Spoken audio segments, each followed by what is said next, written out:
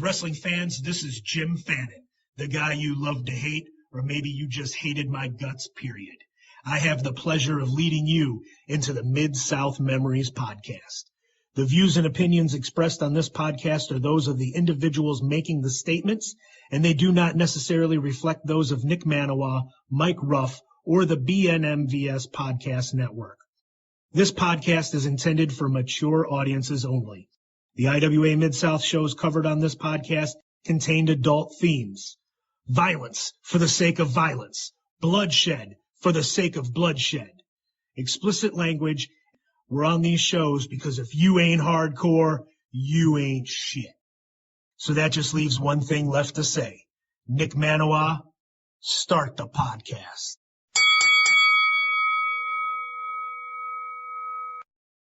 Guys, gals, non-binary pals, we in here, Pro Wrestling's BFF Nick Maniwa, joined by Mike Ruff of RuffFigures.com for another episode of Mid-South Memories. Mike, how you doing, bud? I could not be better, Nick. How about yourself? I am doing pretty well. I'm getting over my hospital visit and getting over my strep throat. Got 2 big shows this weekend, so I figured I'd, pop the cherry, so to speak, and bust out this this Mid-South Memories podcast. We will be doing April Bloodshowers 2018, but we have some follow-up. Sometimes we have follow-up, sometimes we do not. So here's some follow-up from the Morris Mayhem episode. I missed Dusty Rhodes when listing biggest names in IWA history. It just slipped my mind. So Dusty Rhodes came in October of 2004, and then for the anniversary show, him and Ian against Steve Stone and Chris Candido with our good friend Jim Fannin ringside. And then in December of 2004, not 2005 like I said, Terry Funk came in, and it was a 6-man tag of BJ Whitmer, Steve Stone, and Chris Candido with Jim Fannin against Ian Rotten, Danny Daniels, and Terry Funk for the main event of that show, Merry Funkin' Christmas. The announcements for Morris Mayhem were on the television, like we mentioned, that I used to do it in my school. So they actually got to see Axel cut that promo, that Friday before the show. That Saturday. And then we have some notes from Jim here. He said, in a small world kind of thing, the planted fan, Charlie the Booster, started working with his best friend at the Morris Hospital. And Chris and Charlie stopped by and was like, hey, this is my coworker Charlie. And Jim was like, hey, weren't you the guy that we did that angle with at the high school? And he was like, yeah, that was me. So that was like a couple months ago. So like, how crazy is that 22 years later, you're still seeing this. And this is from Jim. Mike Allstott wasn't brought up just because he made it to the NFL. It's because he beat Morris in the playoffs in 1990 to start the rivalry. And it was the state championship game that me, Ian, and Jim went to in November of 2001 between the two schools. Morris lost when they were ruled out of bounds, like that promo that Todd cut. On what would have been the game-winning touchdown, Coach had a picture of it hanging in his office showing clear as day the wide receiver was in bounds, so everyone was still pissed, which is why I got great heat when Todd said he was obviously out of bounds. This is a note from Fannin. I was actually afraid for his life when the football team came sprinting down from the bleachers to the guardrail to yell at him. I feel like the entire city of Morris is still upset about that. Oh, yeah, definitely. And how great was 2004 for IWA? Like, within months, Dusty Rhodes and Terry Funk. Right. Yeah, and, that we started running Highland in, like, fall of 2003. And that was always like the honey hole, we called it, because, for some reason Ian thought, we'll run Wednesday, Thursday, Friday, Saturday, with Saturday always being Highland. And even if there's 40 people, 30 people, 20 people there on Wednesday, Thursday, Friday, there's going to be, 250, 300 people there on Saturday, which, then you had to use the money from Highland to pay all the bills that you didn't pay on Wednesday, Thursday, Friday. So I don't know how, that really made sense. But Highland always had great names brought in. Like we said, Dusty, Terry Funk, Sabu was like a semi-regular, Kid Cash, AJ Styles, and a lot of these guys weren't the wrestlers that they are now. Samoa Joe, AJ Styles, Bryan Danielson, stuff like that. But I mean, those Highland shows were like a super show every single month. Like, it was going to be Chris Hero against American Dragon, but on the undercard you have Homicide and Eric Cannon on a one-on-one, and Super Dragons randomly in, and those Highland shows are definitely really special shows. I love how Ian with the booking kept everything pretty fresh too. Like there were so many first-time matchups, or at least not in a long-time matchups, or first-time to IWA matchups that were like. It was kind of amazing that after a while he could still have fresh matchups with booking kind of the same guys, just a different rotation. Right, absolutely, yeah. The first Joe Hero match was in that building where the Dueling Champs really made I guess their debut in independent wrestling. No one had ever seen chants like that in wrestling before Hero and Joe. I mean, these fans for 30 minutes just back and forth. Let's go Hero, let's go Joe.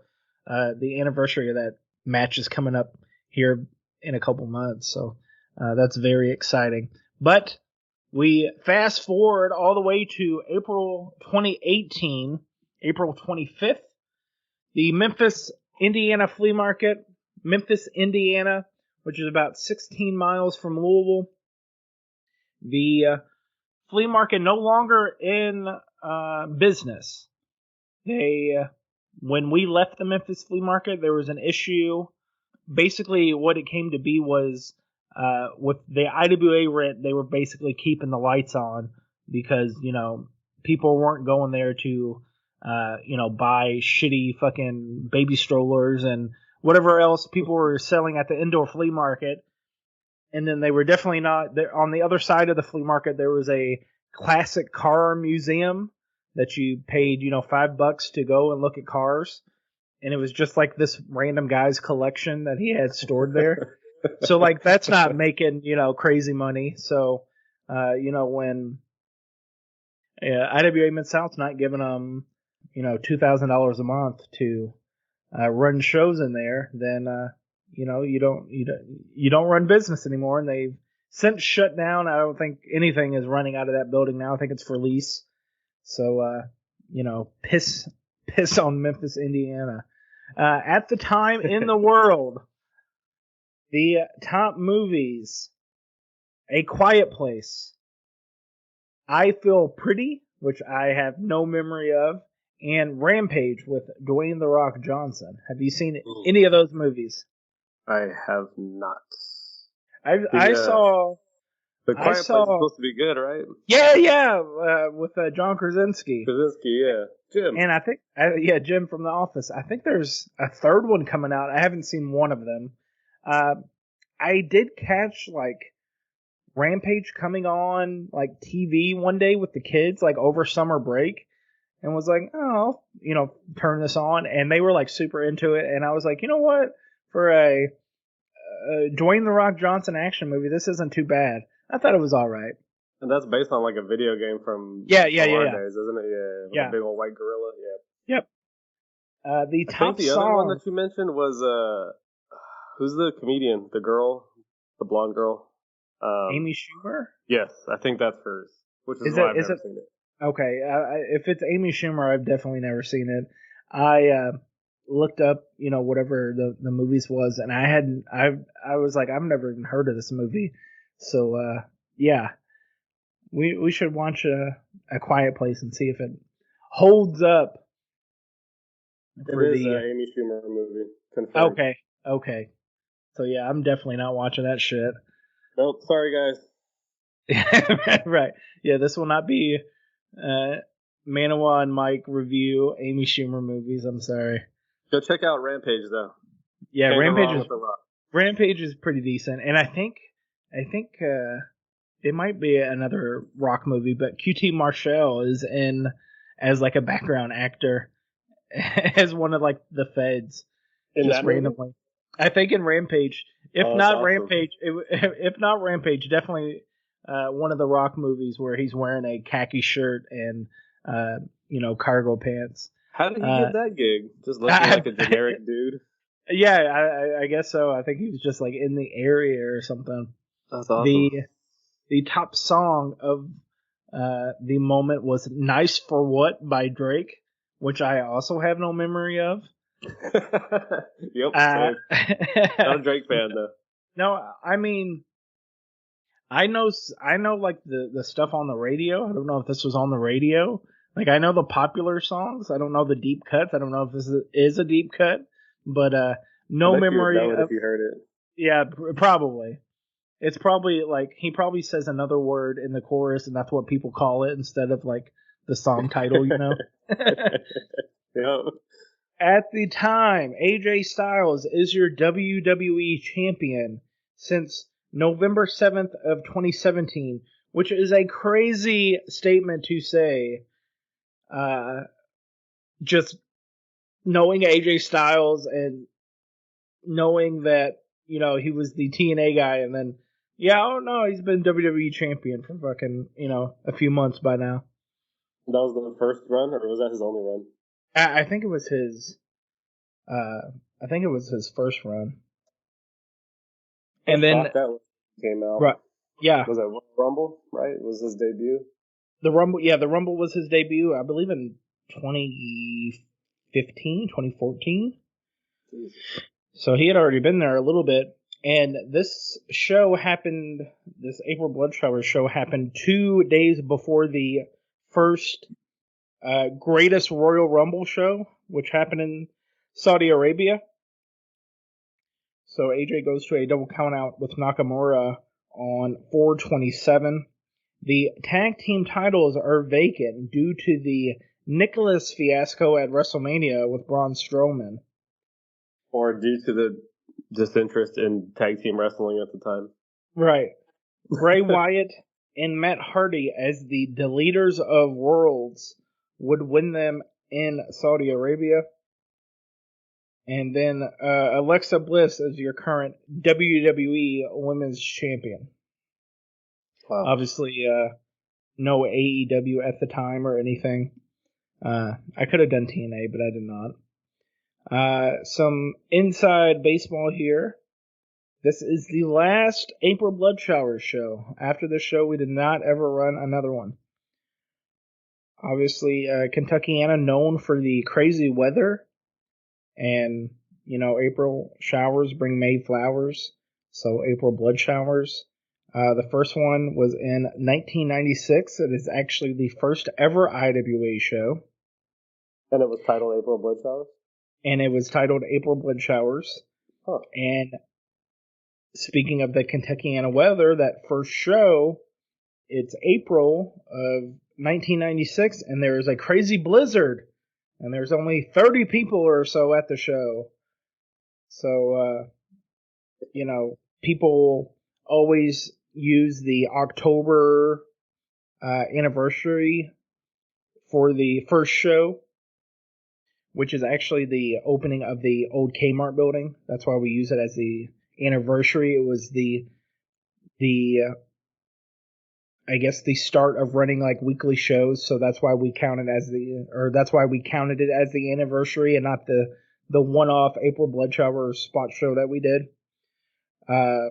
17 total April Bloodshowers show, and then there is a 7-year gap between 2010 and 2017. And April Bloodshowers was always a good one. We knew that there was going to be some kind of blood, some kind of craziness, some kind of death match, because obviously you need blood for blood showers. Any comments about any of this random stuff I'm saying, Mike Ruff? It's surprising that the first recorded IWA show was titled April Bloodshowers. I'm not sure that's what I would title the first show that I ever ran. Right. But hey, that's cool. It fits along with the theme, so cool. Yeah. the Memphis flea market. I think in the Ian's opening promo, he says $2,300 a month. Yep. Which is pretty surprising to me. Yep. Yeah. Yeah. he was doing like 8 shows there a month, which would make rent each time like $287. So at one point he was like, you know what, I'll just start running per show. So he was like, I'll just start running 9 times a month, which would make the rent $255.55 each show. Which still, he would drop the dues for the month and then just run as many times as he could or wanted to within that month. Yeah, I don't know if it was like he paid them every show, he paid them rent, and you know it was like that because I doubt highly that he had $2,300 a month on the first every single month. So right. I think that's why he ended up switching to doing 9 shows a month because it was $30 less than running 8 shows. But on this show we open up with and this always bothered me about Ian and he's cutting a promo on the lackluster crowd to the crowd that's paid money to be there that evening. Yep. Why the fuck are you burying? Why the fuck are you burying the paying customers? There's quite a few fans that stopped coming just because of stuff like that, or just comments like that. Because if you don't appreciate my support, why should I give you my money every month? Right, and it was kind of awkward in the beginning because he was like, "Hey, if anyone wants to be my financer, we can keep this thing running, but otherwise we're shutting down." Right, yeah. He's, talking about, May 31st, the day before his next birthday, will be the last day the IWA is in business and yada, yada, yada. What ended up happening was there was an issue with the Memphis flea market. We left there and went back to the Jeffersonville Arena and started like a run there until the very end of IWA's existence. Even during the pandemic, we were running shows with 25 people allowed in the crowd, and then if the COVID numbers were down in the area, they would boost it up to 50 people or 75 people, and then if it went back in the red, they would you can only have 25 patrons in the crowd. And there was quite a few times during the pandemic where we had a sellout because you could only have however many people. I believe the highest we got was you could have 100 and something people in the crowd, and we were like, oh, we sold out, but how is any money made off of 25 people capacity? 25 people capacity, he was doing doing $20 tickets. And then, obviously they're buying concessions, and right. He was doing merch specials and stuff like that. So, it was very low budget shows, but some money was being made for sure. And I think Tony was giving him a deal on the rent because nobody else was running at that point. So Tony wasn't making any money for rent. So right. They had some kind of working agreement. He starts the show off with bad news, and then even more bad news. Nick Gage is not in the building. He missed some flights. He will be there tomorrow because we had a live stream on Powerbomb TV, now known as IWTV.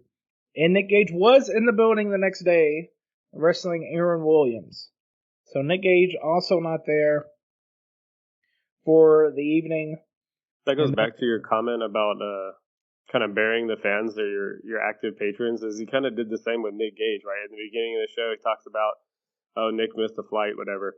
And then later in the show, he gets on the mic again and talks about, I don't understand how people are missing flights and blah, blah, blah. And I'm like, dude, like, this is the guy that you need to get people in the building, and now you're burying him again. Right. At that point, Calvin Tankman comes out as the IWA World Champion and pretty much says, like, well, Nick Gage isn't here. I'm fucking going home. I have no one to wrestle. That brings out the replacement of Shane Mercer, who hadn't been around in quite a few months in IWA Mid-South at that time. So it is signed Shane Mercer versus Calvin Tankman. And then to end the segment, Ian basically says, when things get fucked up, we fuck things up. And, as much stuff as Ian says that may or may not be true, it was always true when, a big name couldn't make it or, a card had to be shuffled. It was like a sense of pride for the IWA locker room and everyone involved to make this the best show that we could with what we had for the people that paid their money. I mean, there's been multiple times, so-and-so can't be there. Nick Gage missed this flight or Matt Riddle missed this flight or whatever it may be. And then you got, cruiserweights jumping off the concession stand wall to give the fans a moment they'll remember instead of, well, shit, we already gave Ian our money. We don't want to ask for a refund. We'll just sit here and watch this, random show in Memphis. And it's an opportunity, right? Whereas all eyes would normally be on Gage, it's the chance to take those eyes and put them on you. And you may be a nobody, or you may be someone that nobody's thought of in that light. Like the guys who step into the deathmatch that aren't deathmatch guys and, outperform what the expectations are. And it just kind of it opens the door for a whole new interest in that individual. So I think a lot of the guys see that as an opportunity. Hey, we expected this guy to be here. He's not here, but the fans are still here, so let's go make them remember my name. Right, absolutely. I am the ring announcer for this evening, and, I had started doing that just out of necessity. Ian was, before we moved into the permanent IWA arena in the Memphis flea market, we were in the booth or the area next to that arena part, and Ian would kind of do the ring announcing, and he would mess people's names up and not know shit. And so I took over, and I hated doing ring announcing. I hate the sound of my own voice despite being a commentator and a podcaster and, whatever.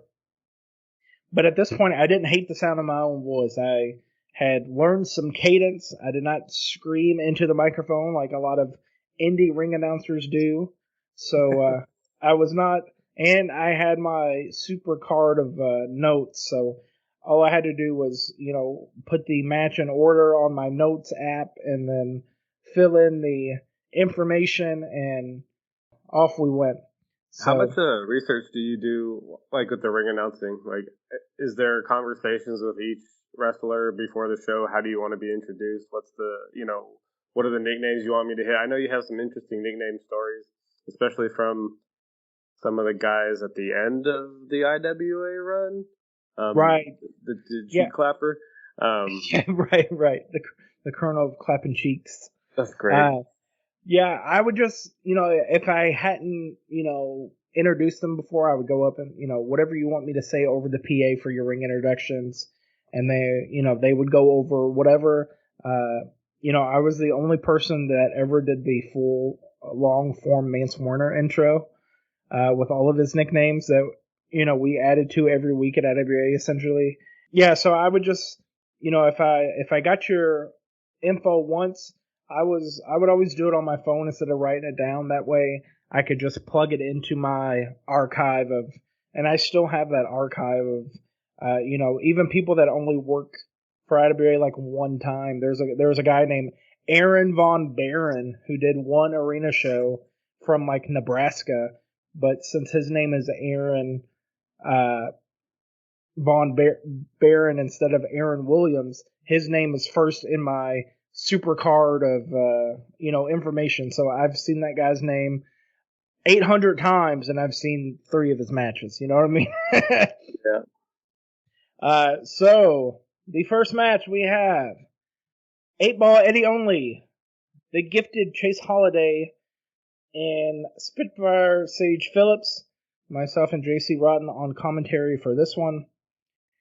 Eddie and Chase in the junior heavyweight divisions of their careers here. We mentioned on commentary that Eddie only made the trip alone because originally RSP was going to be on the show. Something came up. And Eddie only made the 5-hour trip from Cleveland by himself just to be in this opening contest. Pretty basic match, but, everyone got to do some cool stuff. Sage wins with the SP driver, the double underhook brainbuster, which he murdered young Eddie only on. And he picked up the win with that. Eddie only no longer active in the ring. His last match was November 13th of 2022. Both Chase Holiday and Sage Phillips still active on the scene today. Any thoughts on this one, Mike?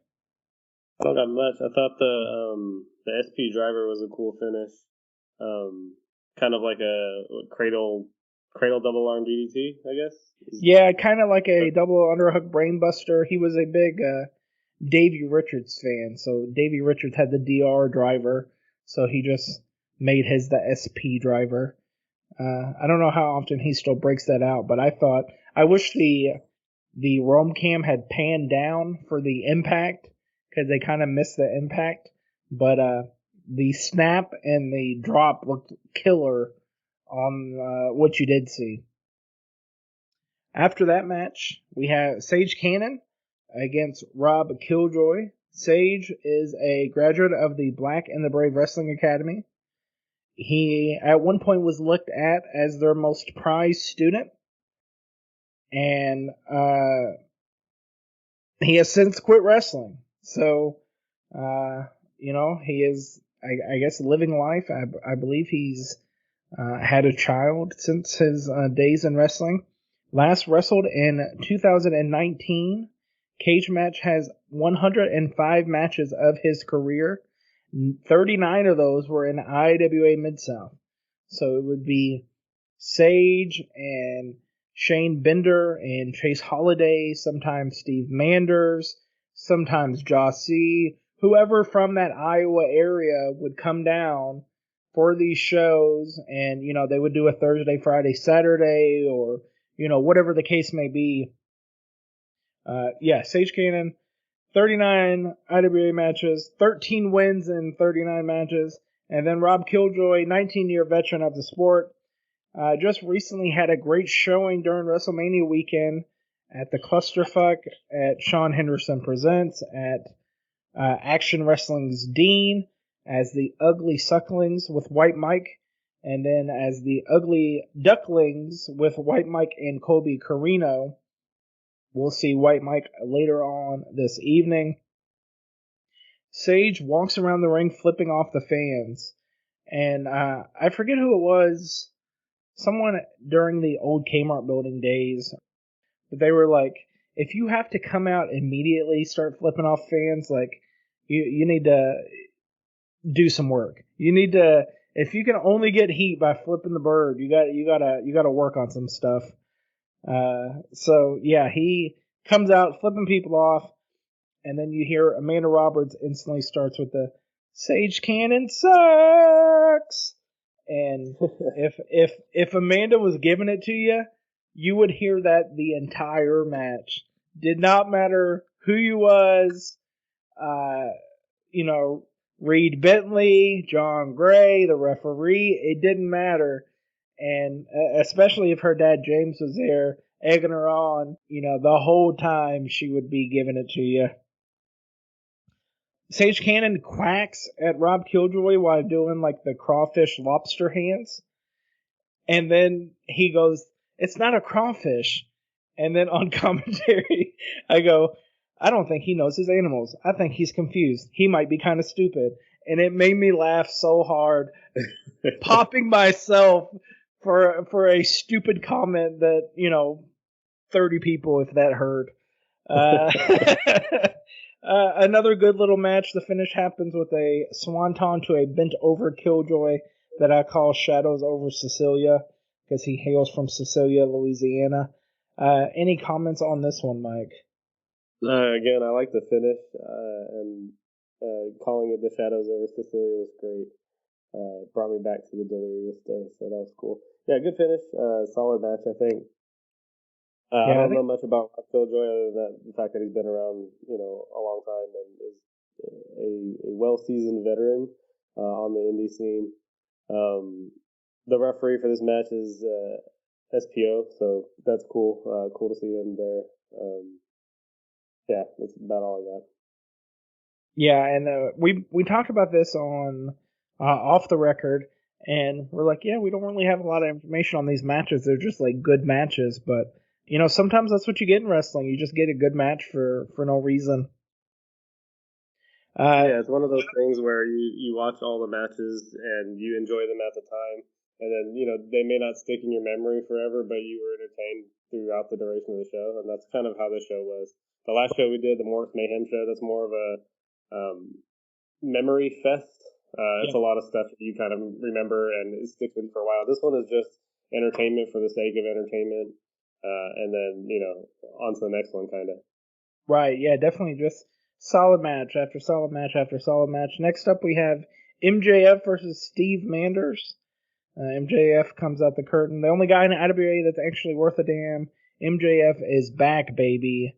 MJF was living in Indianapolis at the time because originally he's from Long Island, New York, and he was trying to get bookings for like AAW and all these Midwest feds, and they were like, if you were closer, I'd use you every show. I just can't, spend the money to fly you out and pay you, yada yada yada. And then he was like, what if I moved to the Midwest? And that's what he did. And that just shows you how bad somebody wants it, you know what I mean? And he was getting good bookings in the Northeast, living in Long Island. But he wanted to be at that next level. He wanted to, be on the AAWs, be on, the promotions that were around, with moving to Indianapolis. He was doing Rockstar Pro every Wednesday. He was doing IWA. I think I said we had 10 MJF matches for his career. 9 were in the Memphis flea market, kind of scattered throughout this run. I believe he made his debut in December or November or maybe even October of the previous year. And then when he didn't have anything else going on, he would pop in and, do an IWA show. He actually did the show the next evening as well. This is still Iowa Hawkeye football player Steve Manders. He is not the one called Manders yet at the time. Yeah, I have in my notes Manders Jock Edition. Yes, that was his thing, and I think he just recently did it like a podcast for like past players and what they're doing now. So it's funny to see like his football picture next to like his wrestling picture. During the ring introductions, never serious Nick Maniwa. Just my favorite part of the match. Out on the floor, now on the ring apron, and then MJF says, wait, and then gets in the ring. So I posted a clip on social media if you follow me anywhere. MJF gets in the ring, so I go in the ring, out of the ring, in the ring, and then I do the introductions.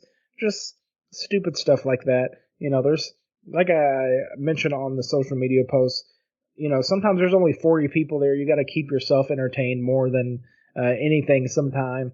And that's what we did. And some of those sparsely attended shows, like just, making ourselves laugh, making ourselves, popping ourselves. But how perfect is that with MJF's character too? Because he's that one that wants to be difficult, and if you say he's in the ring, he's out the ring. So just playing along with that is hilarious. And I think, like you said, MJF at this point is a couple years into his career, and he's still kind of cutting his teeth and figuring his character out. And I think moments like that helped him develop to the character that he has now. And I'm not a huge MJF guy myself, but I can appreciate the stuff that he does.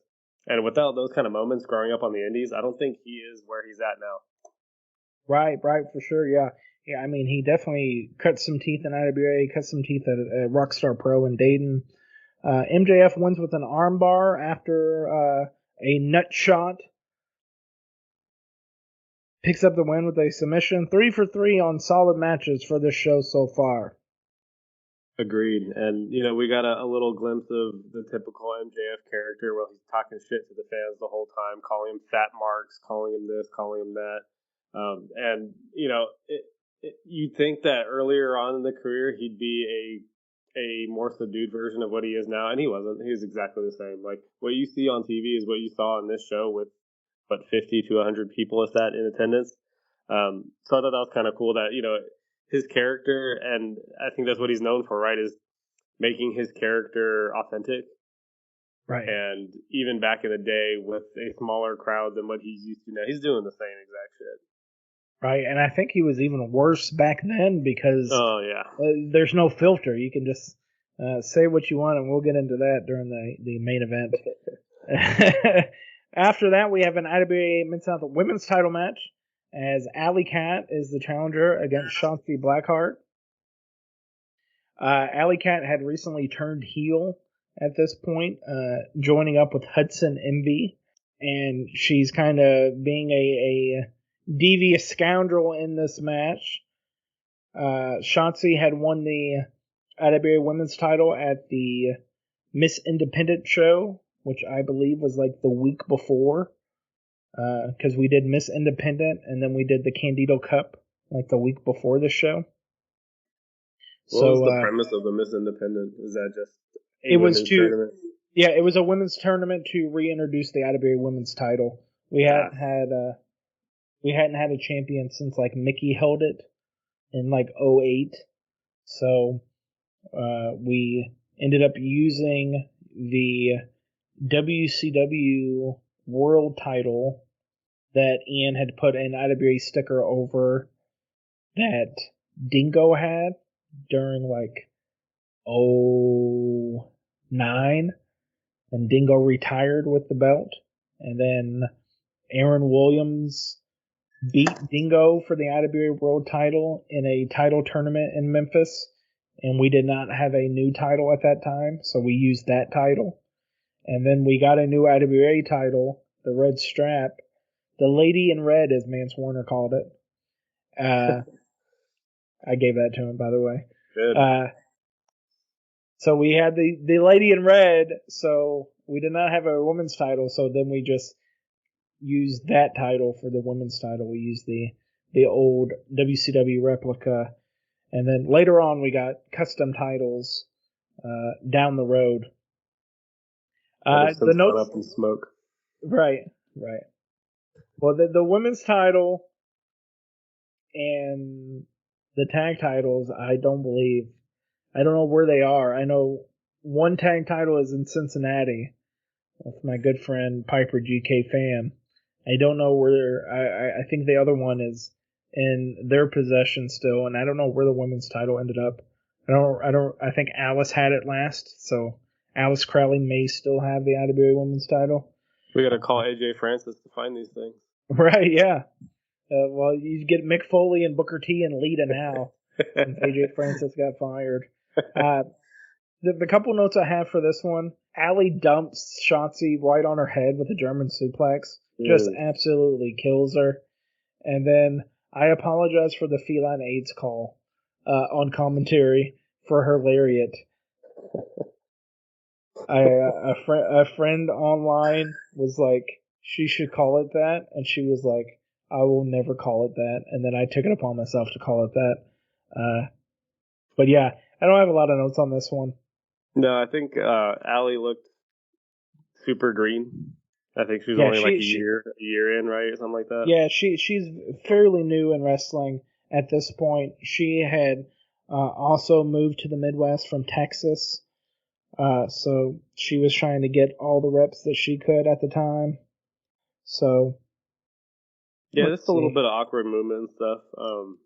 Shotzi is actually someone that's from my neck of the woods, the Oakland area, and did a lot of stuff with like Hood Slam and Dark Sheik and that group. So when I knew, I think even at the time, like back in the day, we had, just exchanged pleasantries, you and I, and you had mentioned something about this, and I was like, wait, that's someone from out here, and now they got their run going out there, so that was cool to see. Just, not even moving up the indie ladder, just moving sideways to different areas and getting some more experiences is always cool. Yeah, it's always like people always say like it's like Texas and like California, like the states are so big, but like it's kind of like a bubble of its own. Where like if you don't get out of that bubble, like you can be the best wrestler in California and people will never see you unless you get out of that bubble. And Shotzi's another one that moved from California to she moved to Indianapolis as well to get more reps in and to really make something of wrestling. And, obviously she has done just that. And that says something about not only the area, but IWA specifically, is a checkpoint in a lot of successful careers, is do your time in IWA, get some experience there. There's good matches to be had there. There's a lot of shows to be had there. There's a lot of guys and gals that have come through and, made it out the other side as a super successful, huge name in wrestling now. So I think it's always been seen as kind of that checkpoint in your career. Like, if you want to be successful working up the indie ladder, you got to check this box. Right, for sure. Yeah, it's definitely, I always told guys when they would come in, especially newer, younger guys and gals, like, you're not going to make a lot of money here. You might not make any money here, but you'll get dope matches, you'll get reps, you'll get time in front of the people, which you can't replicate, anywhere else in physical fitness or anything like that. You can't do a Stairmaster and have people cheering you on. I mean, I guess you could, but I don't know if, Planet Fitness probably frowns on that. So, you get your reps in, you get, veterans, at one point, like Todd Morton and Mitch Ryder and Bull Payne, and then later on Tracy Smothers, and even, people, might want to crap on Ian, but he did know pro wrestling. He did know what this area liked in pro wrestling. He did know what made a good pro wrestler, even though, his run as a mainstream wrestler was very short-lived, was very uneventful in terms of, major success. But he would take the time and teach Shotzi how to do this move or how to, hit this way instead of this way, because it makes more of a sound and it's safer and it looks better. And, there's countless times, you would see, just guy like Steve Manders would go and sit next to Ian and pick his brain every show he was at just to get that knowledge. And, there's stuff you see nowadays from Steve, from Mance, from all these guys that, did their time. And as crazy as that is to say that phrase, did their time at IWA Mid-South, but still using those tools and tricks to this day to be a fantastic pro wrestler. And, if Ian liked you, he's going to put you in spots that you shouldn't be in. And we've talked about that before. He's going to give you a huge veteran name when you're quite green in your career. And he does that if he likes you. And you're not going to get that most other places. You got to, put in the time, put in significant, work in that area or with that company in order to get put in those spots. And I think Ian was among the quicker bookers to do that. Like, he would see somebody and be like, all right, stick him in there with Chris Candido, in 2004 or whatever it may be. So that's something that I think a lot of people kind of caught on to after a while, was if I go there, I can work some big names, get those big names on my resume, and maybe look to the next step. So, yeah. Right, absolutely. Up next, we have the IWA World Title match. Shane Mercer, the challenger, against Calvin Tankman. Like I mentioned, this is Mercer's return after a few months away.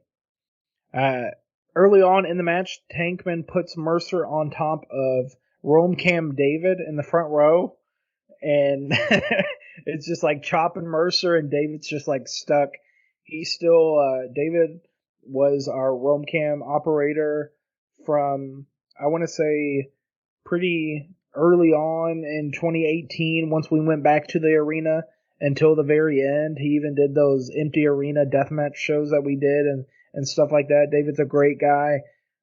Just recently retired from Humana after however many years. So shout outs to Rome Cam David. I doubt he will ever listen to this, but a great dude. He still does the Grindhouse shows every month.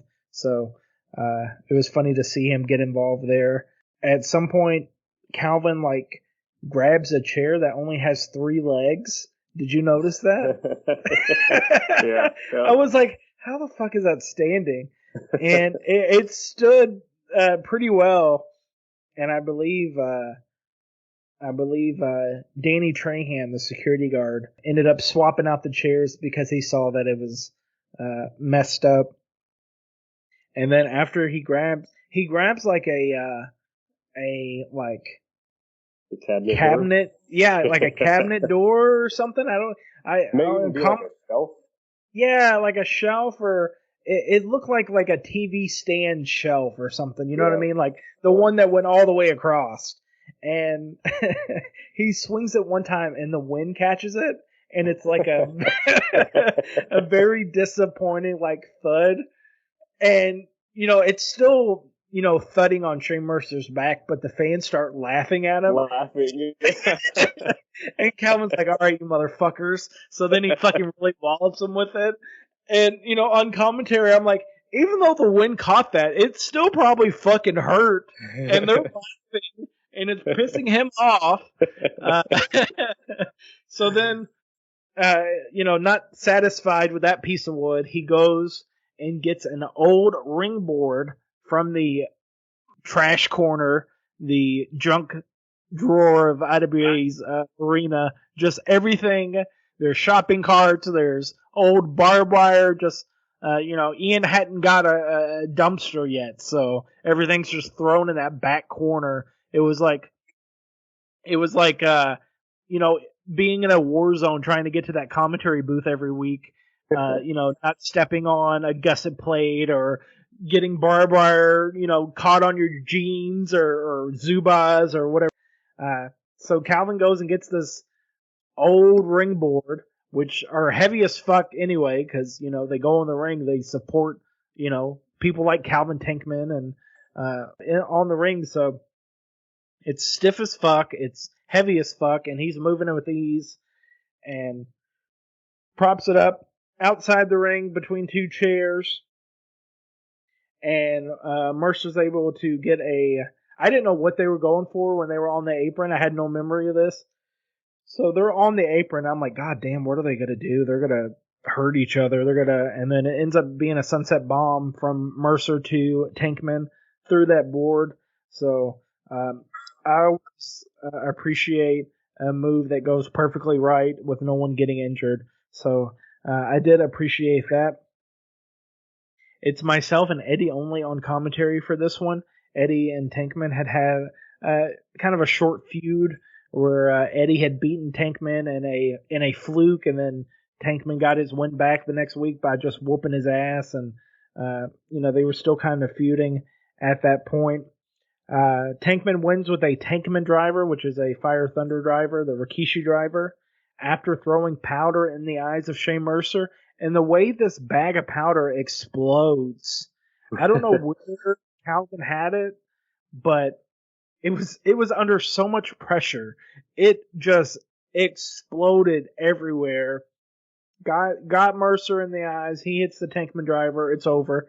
Eddie only immediately is like, that could have been powder bleach. What is going on? And I was like, I had never thought about that in wrestling, So when he said that, I was like, man, that's a good call, man. I should add that to the repertoire. So yeah, it's I'm one like, of those ridiculous things like the green mist, right? It's acid. Right, no, it's not. Right. Yeah. We all know it's not. Powdered bleach. I'm like, oh, it could have been baby powder. It could have been Gold Bomb powder. We don't know what it is. And it's anthrax. Oh my God. Powdered milk. Brutus the Barber Beefcake was here, and he dropped one of his baggies.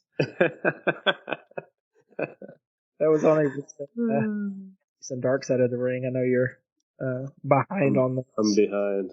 He was a toll operator, and so he dropped a baggie, and people thought it was anthrax, and he tried to claim it was headache powder or whatever. What is headache powder?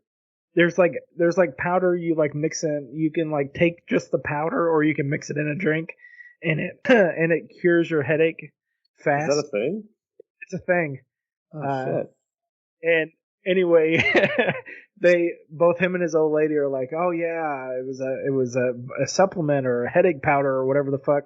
And then Greg Valentine was like, you want the truth or you want the bullshit? And then he's like, it was cocaine. And zero viewers were surprised. Right. As Calvin goes to the locker room, I plug Powerbomb.tv, which, like I said, was the original indie wrestling TV. Up next, we have the Indian strap match between Shane Bender and JC Rotten. Did you have any comments on Calvin and Shane Mercer before I... The Tankman makes Mercer look tiny, doesn't he? Right, yeah. This was before Tankman had lost a little bit of weight, so he's probably close to his biggest at this time. I believe this was before the WWE tryout, which is when he really started to slim down a little bit. Definitely looking a lot better now than he was then. Just huge. I mean, not even in a bad way. Just a big ass dude. Right, for sure. We did get I think our first, we'll do the counter later, but we did get our first and only, if the action's coming your way, you got to get out the way. And that was by Eddie only. So, yeah, Eddie gets the gold star for this show for dropping one of those in there. Did he say that? Because I know maybe he did. And then I said it over the microphone. Yeah, that's exactly what happened.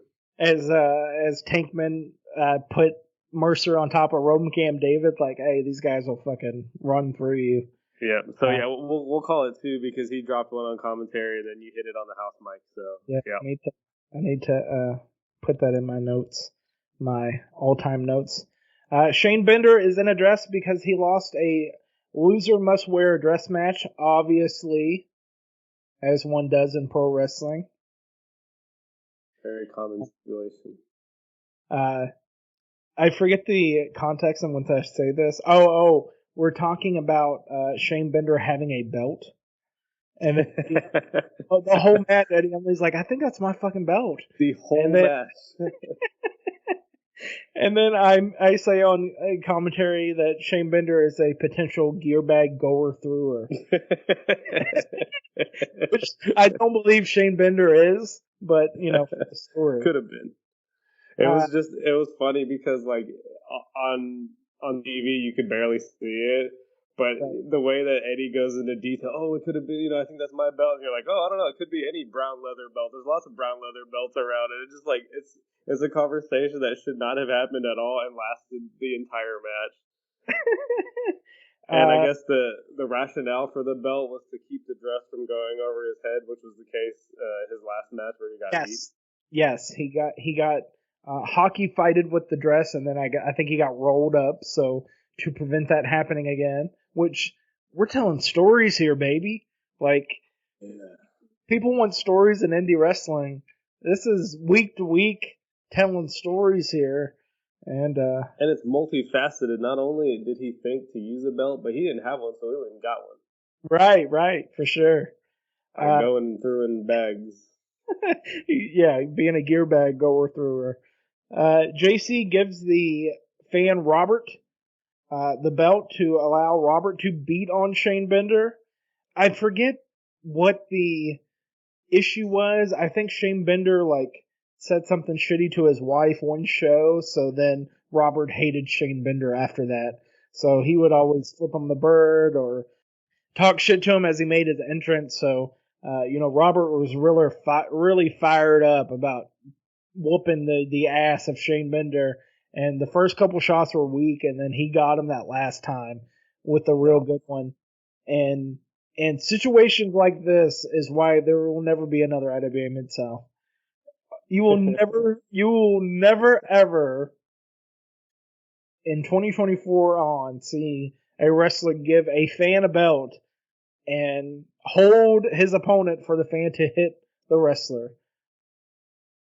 The wild, wild west we were at IWA Mid-South. Lost art. Yeah.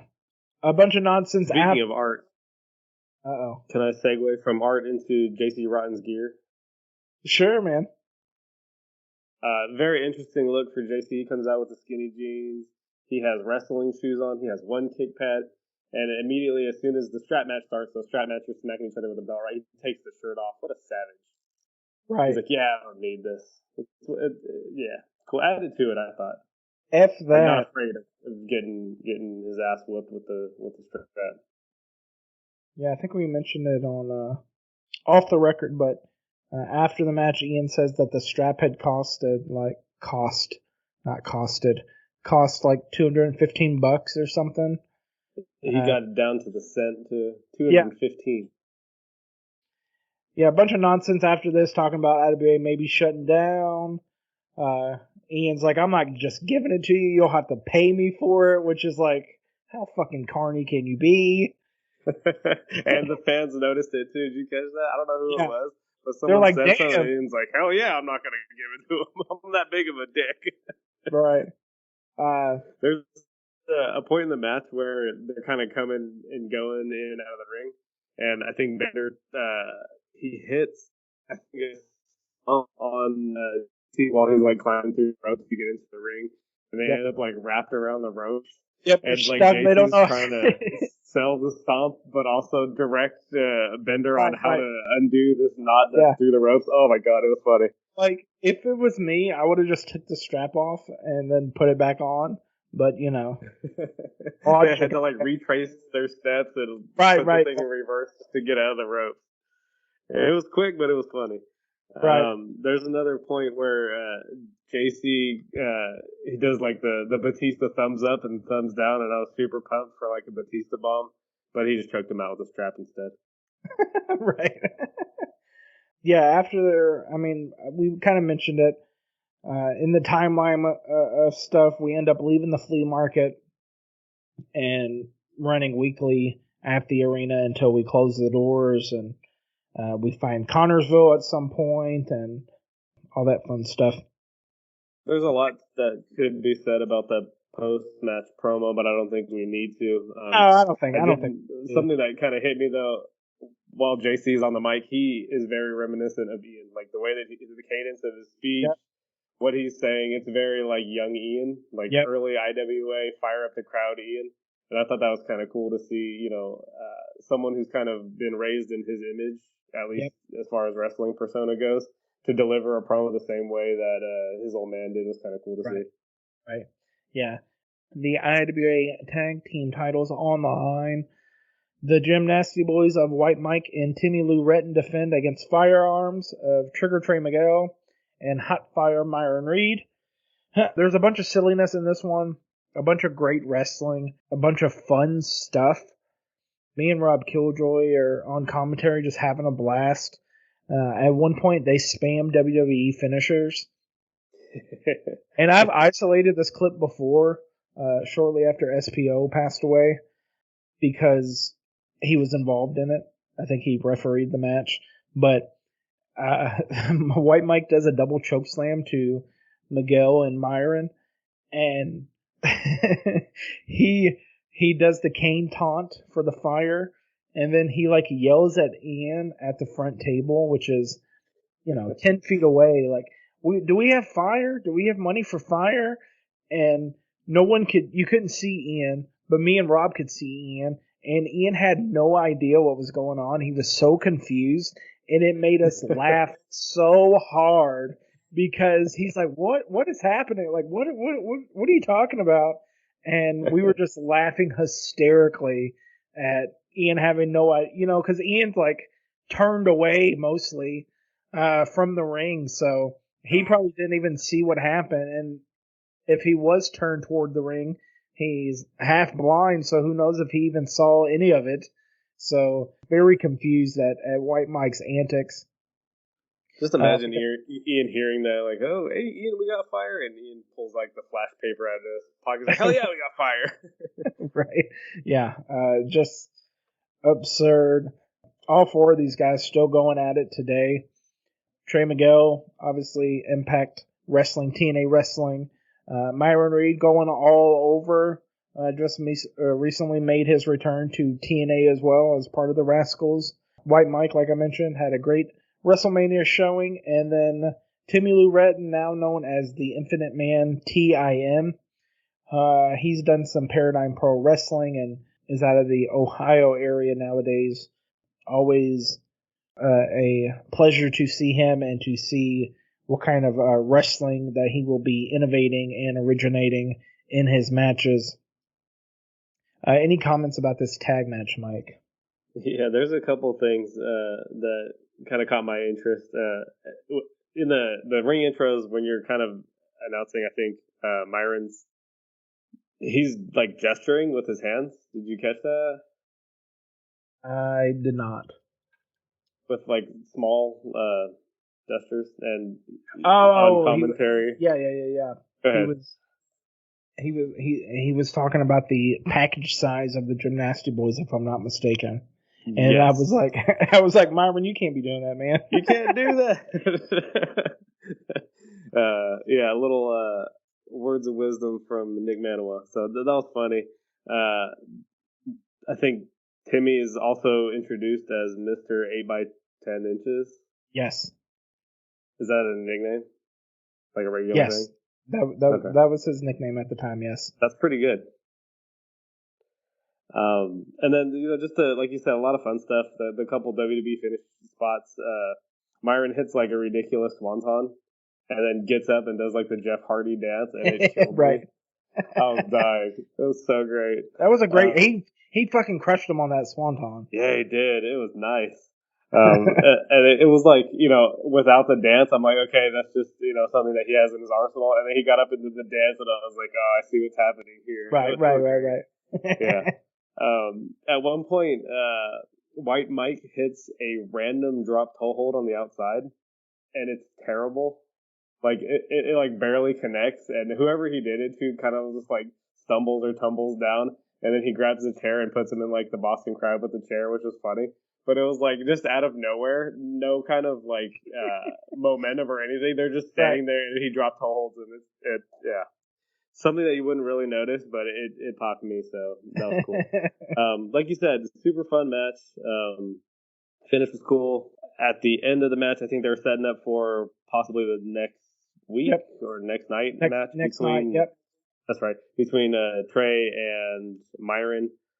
Just a little bit of dissension in the ranks of those two to set that up. So, like you said, fun tag team match.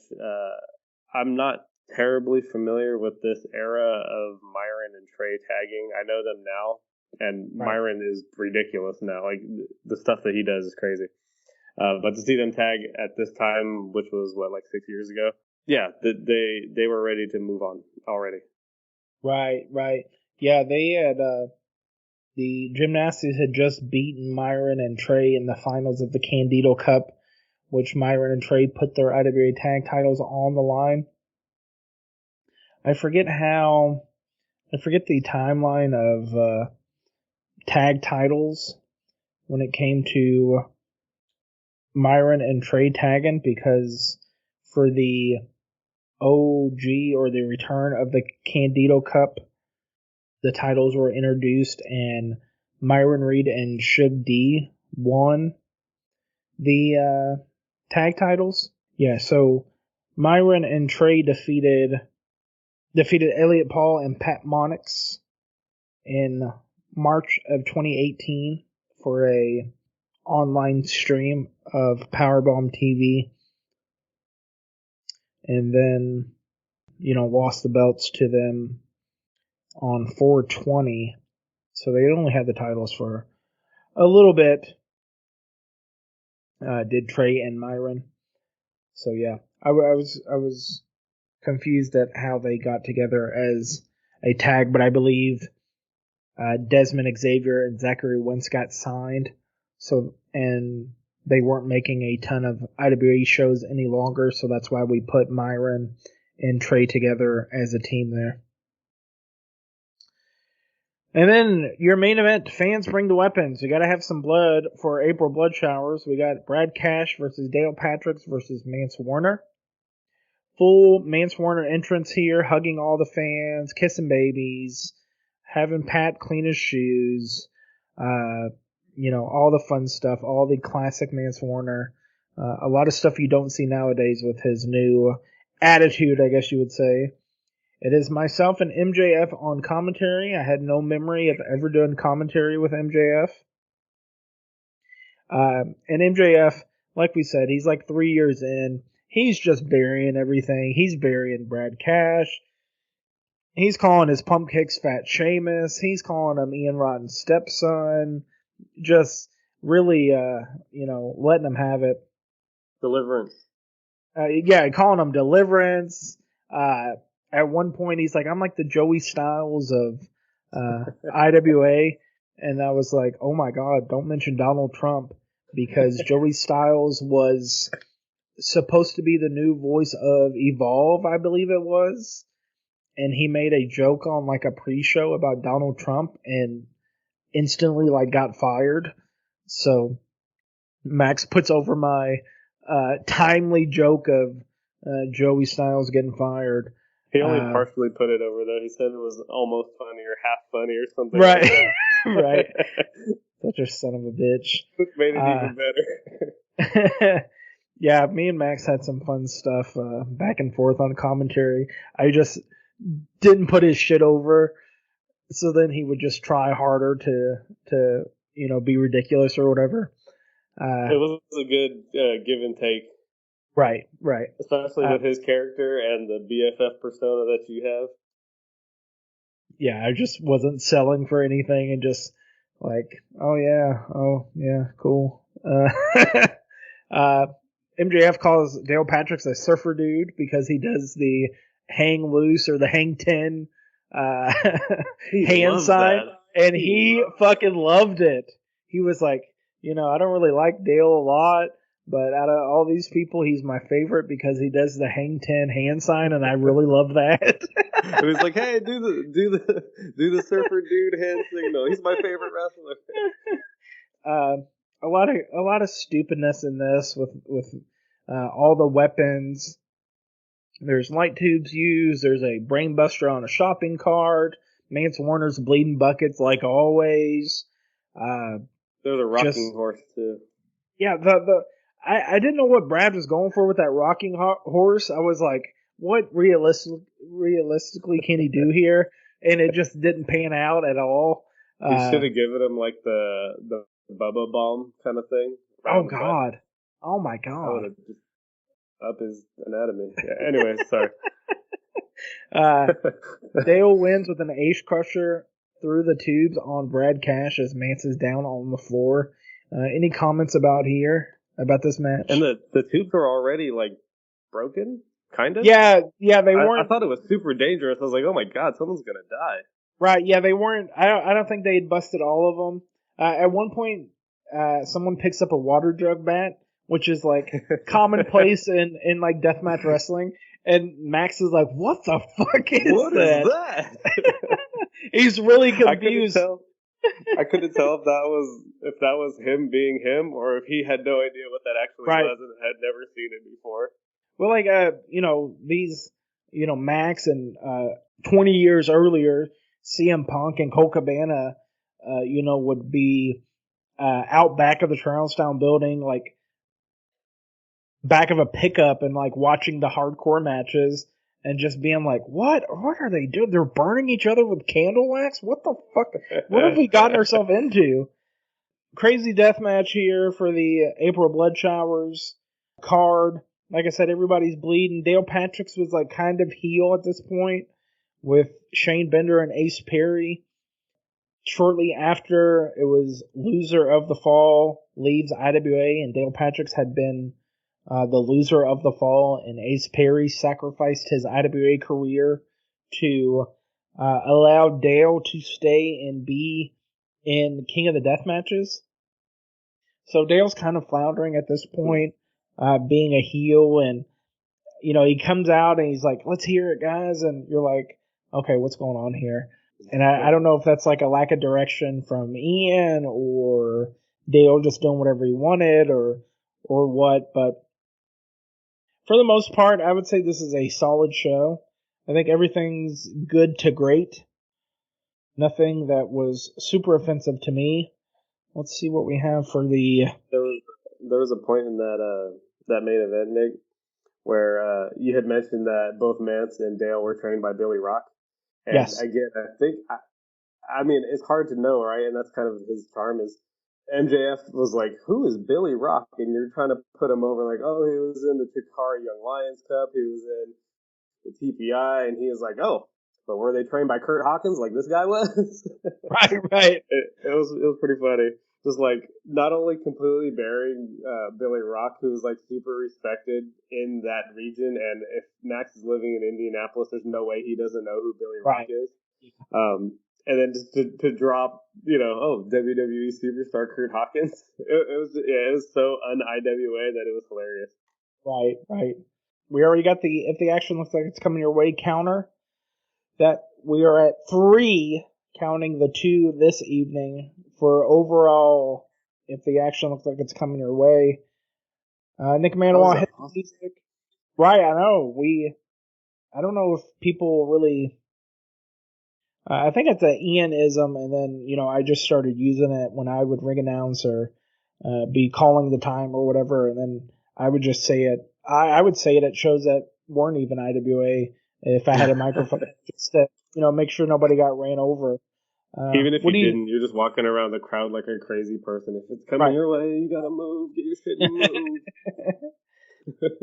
If I know your name, I will scream your name to move if there's a dive coming towards you. My favorite one that you do is the hold the fucking ladder. That's my favorite. Right. From any point in the building, you'll hear Nick. If the referee or somebody is not assisting with the ladder spot, you will hear him like the voice of God coming over the PA system. Hold the fucking ladder. Best theme of the show in your opinion? You got any? We're gonna go with a classic with Mance's "Simple Man" by Shinedown. Yep.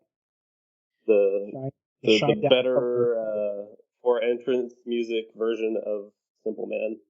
And It was kind of, to me, watching it's kind of a tribute to the Chris Hero entrance because it has the ridiculous intro and then he comes around and hugs every single person in attendance. So I felt Hero vibes from it. So that's what it gives it a little bit of extra oomph. Yeah, it's a shame that more people didn't get to see this era of Mance in person because you have people like Cactus Jack or Terry Funk or whoever say like it's because of you fans that I'm able to do this and blah blah blah blah blah, but like that was real with Mance and those IWA fans. Like those fans believed in him. When he won the title, they believed in him. When he was fighting, against Anthony Henry or Matt Riddle or Nick Gage or whoever the fuck he was fighting, they were cheering for him to get up and make that comeback and fight. And I don't know, it was just something special. It's a moment, trapped to time, and you'll never have anything like it ever again. The relationship of Mance Warner and the IWA crowd, that's a reason. And then, even like the long form intro, it just adds a little bit of something special to that character. And throwing all those nicknames out there and just having fun with it, it made him like super endearing with the crowds. I thought too. Right. Yeah. Anytime he came to the area, whether it was for IWA or not, and I was at the show, I would do the intro. I did it for a Wrestling Revolver show. I did it for the last Paulcade when he was in that 5-way scramble or whatever the fuck it was. And that's what those fans. That's what they want. They want the full Mance experience. Obviously, with his new persona now, I don't know if we would get that nowadays. But he seems kind of busy. I don't know if he's making it back to Kentucky anytime soon. Match of the night. Still work because you'd be like the bro that tries to put it over and he cuts you off and buries you too. So I think it would work. Right. Match of the night or moment of the night? Do you have anything? Ooh, not really. Right. There's nothing that really stands out. Maybe moment was the funny MJF ring introduction or the double chokeslam spot just because it's, absurd and stupid and hilarious. Like I mentioned, Agreed. the matches are all solid to good to, some of them are even great. And that's kind of what we kind of always shot for at IWA Mid-South. As long as there was nothing, just crazy bad or just not very good. If it was good, we would take decent to great. So that's what we have for April Bloodshowers 2018, the last April Bloodshowers show that we ever did. Any closing thoughts on that one, Mike? No, I don't think so. I think one thing that I did want to ask you about though was the knee pad up, knee pad down Mance thing. Do you know what the origin of that was? Like, where did that come from? When did that start? I think he just started doing it, and he would, his knee pads would shift during the match, and he'd pull him up, and then he'd expose the knee once again, and it became a regular spot as the fans, he would do it more and more, and then the fans got into it, so he would, made it a regular spot in his moveset, and, at one point it was his finish because, that was the kill shot. That was like his Randy Orton punt kick. If he was able to hit that knee trembler, it was curtains for you. It's the setup for it that makes it special too. We've seen that with, in like WWE where you have guys like, I don't know, we'll use Drew McIntyre as the example, setting up his big kick. And I think Mance got that and had something special there with that, as stupid as it was. Right. And it's all about fan interaction and, fan participation. So you got the 3-2-1 or you got the, yeet or, whatever you may have. And that's what Manser had with that knee pad up. The fans were into it, super into it. Still are. Yeah. Or maybe not in the last few months, but up until then. Yes. Do we have any questions or anything? Oh, I do. Let me pull it up. Give me 1 second here. All right. We have a question from Ken from Milwaukee, Wisconsin. He wants to know, Nick, of course it's for you. Nick, what is your opinion of the best year of IWA? What is your opinion of the worst year of IWA? I think that maybe is open to interpretation what best and worst means. We'll go with, quality matches, hot shows, best roster. There's a wide variety, I think, there that you could talk about probably. And we've seen good, we've seen bad. We've talked about good, we've talked about bad on this show, just in the short existence of our show. But I think maybe you could elaborate on that pretty well. Yeah, obviously people want to go towards, the 04 era just because that was when, IWA was doing those super shows and, TPI 04, the greatest tournament of all time. I really feel like IWA was at its best when Ian knew who he was going to have for the roster and he had a regular building. Because that way you could build on stuff, you could build people up, you could build. That's something you've always said too, is his booking of the weeklies or the episodic wrestling has always been top notch. Yeah, and obviously when you're running month to month, you can do some stuff, but who knows if the fans are going to remember that the next show.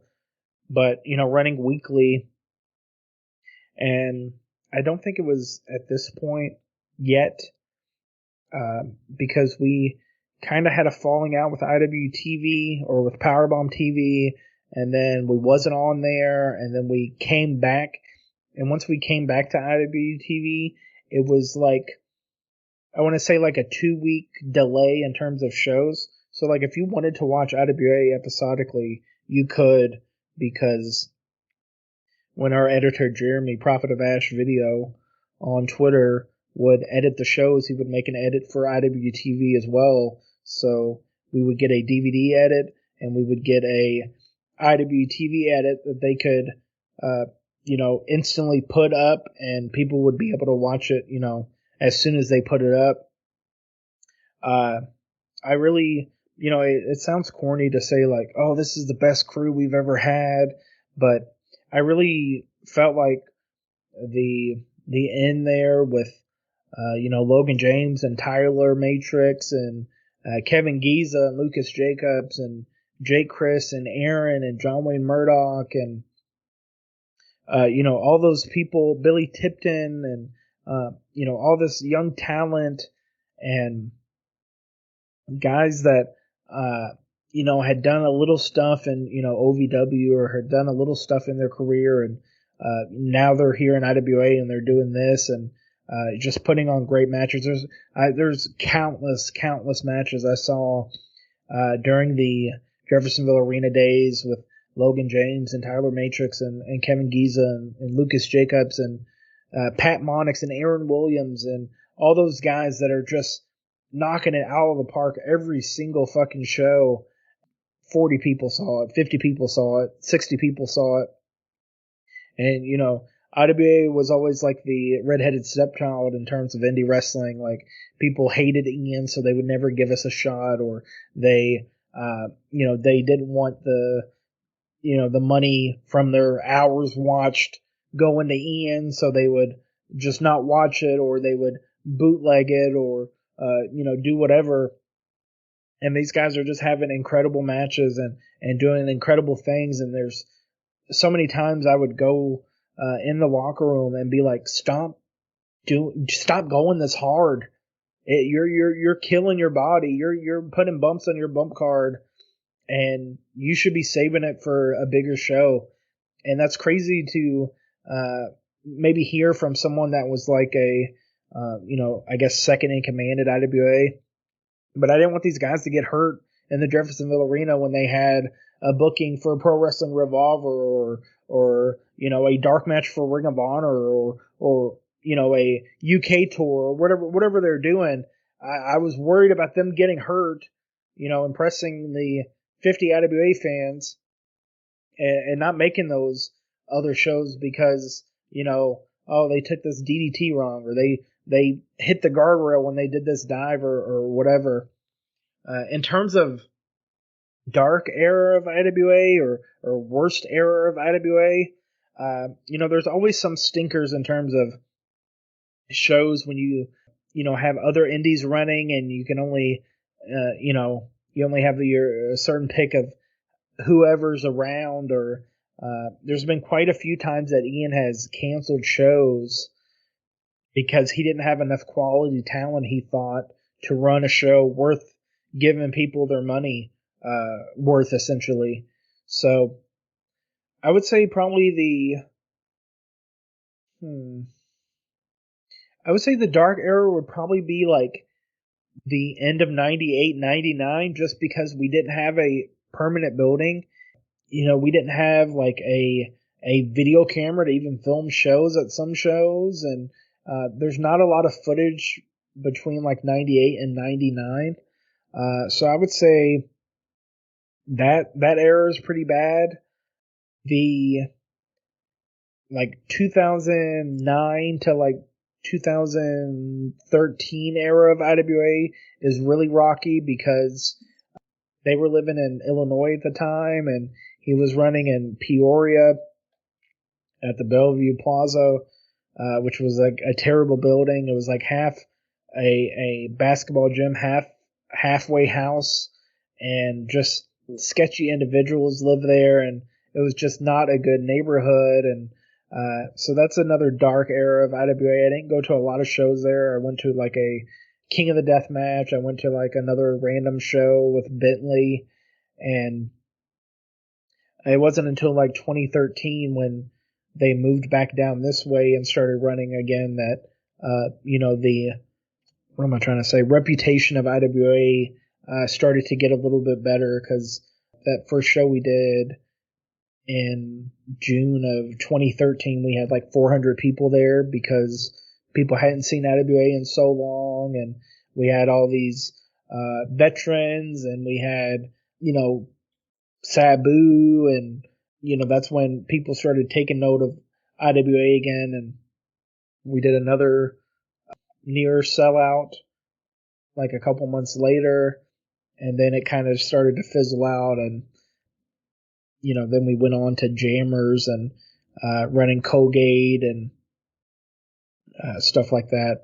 So I would say probably the rocky period between 2009 and 2013 is really like the dark days.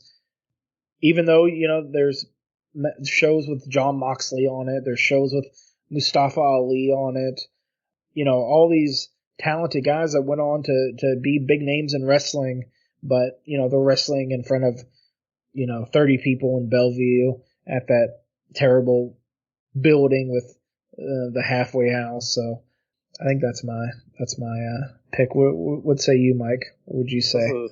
That's a strong answer. I can't provide that kind of depth that you can, for sure. I mean, the 2004 era for me is unmatchable, almost by anyone. Like that's the peak for me. That was also my peak interest in indie wrestling and specifically IWA. And you talked about those times where Ian would book a Wednesday, Thursday, Friday, Saturday show. And, I'm out here in California. I'm not watching that stuff. So months later, I'd have to decide what I'm buying on Smart Mark Video. And I'm not trying to buy 5 DVDs, so I'd have to pick and choose the ones with the best matchups. Or, the Saturday was a given, but of the other 3-4 shows, what am I going to buy?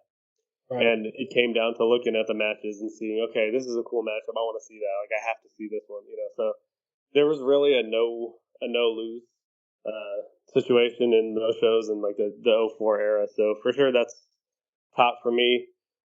Bottom, I can't give, a qualified assessment because I haven't seen a lot of the stuff that you have, and specifically the dark day stuff. So I'll just follow your lead on that. But there are definitely, I think even through the dark days, there were, like you said, shows with a big name or shows with a great match or shows, with a great roster and a guy coming up and stuff like that. So I think there's a lot of good in all of it. But, yeah, for sure, best for me is 04. Right. I would say... One question I did have on this show, I think Staples at the Rejects, right? 2018 era. They're pretty much on every show. Yeah, they had just... the Rejects and Ian had a weird relationship where they would be around and then they would leave, and then like I think they had just done the Candido Cup the week before, so they were kind of on the good side. And just not on this show. Just not on this show, yeah. Yeah, that makes sense. Okay, yeah, I was just curious. It's one of those things that you had mentioned too. You don't with the reputation that IWA, sometimes you don't really want to be the IWA guy in a lot of cases, and I know you can relate with that more than any of the wrestlers could. But it kind of sticks you in a hole, and you're like, oh, this guy's the IWA guy. And if you're trying to be successful in the business, you probably don't want to be that guy. If you're trying to look outward, you're trying not to be that guy. But you also understand the value that IWA has and the impact that it could have on your career. So I'm sure there was a lot of that, specifically with those guys and some of those of that same era that were trying to go on to, bigger things. Right, for sure. Yeah, I think, it's crazy to look back and see MJF in this shitty fucking flea market. There's blood-stained floors and glass everywhere, and, all the essential IWA pieces of the puzzle. And now he's, one of the most famous wrestlers in the world. Just crazy to look back 300 pounds and jacked. Right. The other thing, you mentioned the car museum, right, in that same flea market. Yep. I feel like the other corner where all those weapons are should be blocked off itself and charge admission for that and call it the deathmatch weapon museum, because there was a little bit of everything, right? You got the shopping cart, the barbed wire, the ring board, the fan, everything is there. It's just a dumping ground of shit covered in probably someone else's blood and broken glass and all kinds of fun stuff. And I feel like the value of that is at least equal to the value of some guy's personal car collection that you could probably see in any given mall parking lot. Right, right. Yeah, the opportunity missed, Ian. The only thing worthwhile on that exit nowadays is a pilot station with the worst McDonald's in it of all time. I do know Imagine that as a selling point. You could charge admission to this corner of the flea market, have fans go pick out whatever weapon they want, and have the individual that used it personally sign it. There's value in that. There could have been a ton of money made. Yeah, we definitely joked around like, hey, we should like make a booth of like cookie pans and right? Chairs and stuff like that. Yeah, we definitely missed the boat on that one. Hey, that's a whole thing now. Like, people want that stuff, and you wouldn't even have to pay to dispose of it. Right. People would pay you to take it away. People would pay to take that massive ringboard out of your building and not fill up your dumpster that you would have to pay to have empty. Right. I remember years and years ago, out here in BTW, they brought out Hacksaw Jim Duggan. Mm-hmm. So the obvious thing to have people get signed is 2x4s, right? That's Hacksaw's thing. So rather than like full length 2x4s, they took a 2x4 and they chopped off probably like 12-inch segments of it and sold them for like $35 signed. And it was the funniest shit I'd ever seen. When I met Abdullah the Butcher, I got a wooden fork signed by him. Oh, yeah. Like the decorative like wooden forks. That's it. And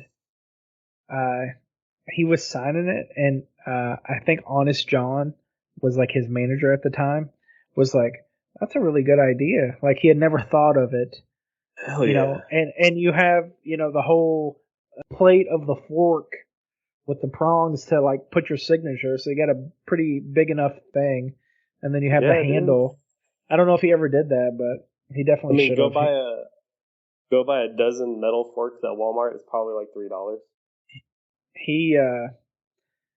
Abdullah the Butcher is the first entry into the Deathmatch Hall of Fame for TOS weekend this year.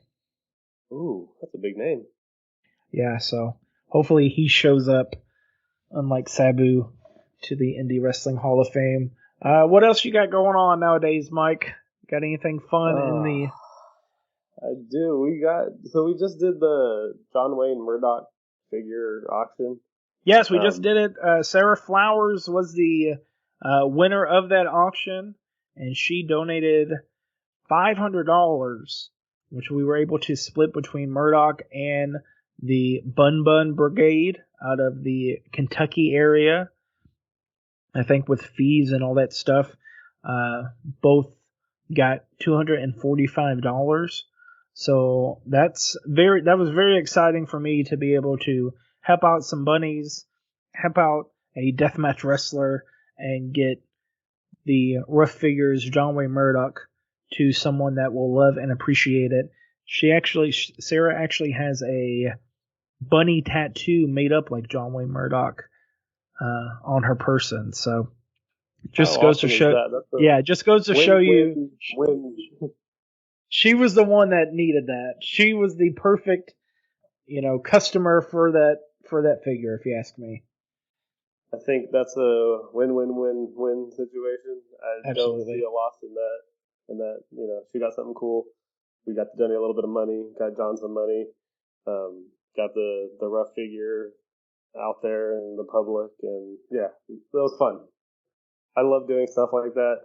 It brings my heart joy and gives me motivation for doing crazy ass figures. Definitely. The thing that I just finished up this week was it started off as a project just to pop you, but Andy Kaufman, Mattel Elite Custom, should be up probably around the same time this podcast is up, if I ever get around taking pictures and posting it. So that'll be up. If there's any Memphis wrestling fans interested in a new figure or comedy fans interested in Andy Kaufman or what have you, it will be available in a couple days here if I can ever get off my ass to do the photos and post it. So there you go. Other than that, just the typical life grind. Right, the Rough Figures eBay account, or you can just search Andy Kaufman Mattel Elite, and I'm sure it will pop up. Like you said, regular life grind. I mentioned it earlier. Had a scare with a allergic reaction to new antibiotics, so I am on the right path now. But last Wednesday, I was taken to the emergency room and making sure my throat wasn't closing up. So that was a ton of fun there. And I told you to make sure that the hospital staff knew that you made all your money with your throat and let them wonder what that meant. Right. Yeah, I kept mentioning it, like, hey, I'm a commentator. I need to be able to talk. So obviously this show will come out after this weekend. But this weekend I have Unsanctioned Pro in Columbus, Ohio. You can catch the replay on Triller TV. And then I have Pawcade on Sunday in Jeffersonville. The replay of that will be on Triller TV in the very near future. I just updated my calendar, and I've gotten some more bookings lately. So to run down my current schedule, next week, next Sunday, the first ever steel cage match in Grindhouse Pro Wrestling history between Clayton Cannon, putting up his Grindhouse Pro title against the career of Berto with Hippo in your main event of Grindhouse Rise. That is on 4/28. On May 3rd, I am going to be in Georgetown, Kentucky for Generation Next Pro Wrestling Talons Up at the Great Crossing High School. Check out their social media. Ricky Morton's booked for that. Kenzie Page, Kylie Page, Myron Reed, a bunch of names already signed for that card. I believe Wildcat Chris Harris will be wrestling on the show as well. So loaded show for that one. May 10th, I will be at Paradigm Pro Wrestling helping produce a lot of fun stuff. They got the Carnies. They got a bunch of people already signed. Let me see if I can click on this link real quick. Calvin Tankman, Alex Daniels against Tom Lawler, Billy Starks against Alexis Littlefoot, AJ Gray, Calvin Tankman, the Carnies, Max Zero, Shaw Mason, A-Game, Joseph Alexander, plus many more of your Paradigm favorites. That's on May 10th. On May 11th, I will be making my return to Evansville, Indiana for the debut of Hooligan Championship Wrestling, Ascending the Queendom, which is an all-women show with Masha Slamovich and Kenzie Page, Kylie Page, just all women on that show. The afternoon before that show, there is a Memphis wrestling convention that I'm very excited to be going to. Get to meet Dave Brown and Austin Idol and people like that. 5/18, I'm back at Unsanctioned Pro at Ace of Cups in Columbus, Ohio. 5/26, I'm back at Grindhouse. 6/15, back at Ace of Cups for Columbus, Ohio's Unsanctioned Pro. And then 6/29, I will be in Lafayette, Indiana for a show called Every Child Wins, featuring Chris Candido, Jesus Christ, I wish, Shane Douglas, Sandman, Francine, Fonzie, and then a lot of independent wrestling talent, Trey Lamar, Don't Die Miles, David Ali, Heather Monroe, GPA, Laney Luck, just a lot of great talent. Eric Dillinger, Josh Crane, Sam Beal, Sage Phillips, Trevor Outlaw, Dale Patricks. Just a loaded show at the end of June for me in Lafayette, Indiana. It will be myself, Zane Paisley, and Ned Rolsma doing commentary. I hope I'm saying his name correctly. If you don't recognize the name, he was one of Marshall's brothers on How I Met Your Mother. He is a super wrestling fan and a friend of Shane Douglas. So he will be adding some color analytics to the show on June 29th with me and Zane Paisley in Lafayette, Indiana. And then that's all my dates for right now. I haven't figured out what I'm doing yet in July. So, yeah, that's what I got going on. I don't think I have anything else. Obviously, we done a 2018 show for this month, so we will be going back in the calendar and probably do something, from 1996 to like 2006 or something a little bit older, so we can have some more insight and have some more stories for the podcast. Anything else you got to say, Mr. Mike Ruff? No, I don't think so. If anyone has any suggestions for shows in that time period, preferably those on IWTV, that would be great. And we could get rolling on that and figure out a show for the next month. Right, absolutely, yeah. For May of between 1996 and 2006, that would be great. I think we got our eyes on a June show, or possibly yes. we talked about, so that may be covered. But for sure, throw those recommendations out for May. And even if they're not in the month that we're in, if you have suggestions, we'll put it on a list and see if we can't knock it out for you. Maybe as we go along here, maybe we can start knocking out more than one of these a month and really get down to the nitty gritty, but we'll have to see how that goes. I have started a MidsouthMemories picture archive. So if you have any photos that is not widely available of IWA Mid-South from 1996 to the very end in 2022, send them to me. If they are physical photos, I will do the work of scanning them in and return your photos back to you. So, if you want to help preserve some history, there is another way you can do so. So, we've even been looking at some historical custom figure images from that time too, like some stuff that Beatty's done, some of the stuff that other guys have done for these guys of that time period, and they're super cool for me to see too. It draws, takes us back to our childhood and the origins of our friendship. Definitely sharing some of those memories. So if you got any of that stuff too, we love looking at that stuff.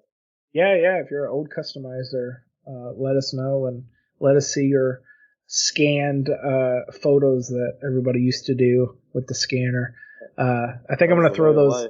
I think I'm gonna throw those figure pictures in like a miscellaneous folder just so we have them and they're not forgotten to the sands of time.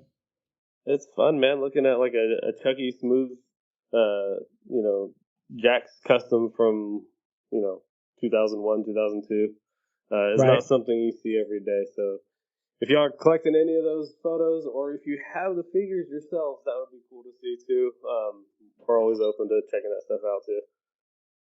So with that said, we've talked a lot here, and we will see you next month here on Mid-South Memories. That's all I gotta say. I'm out of here.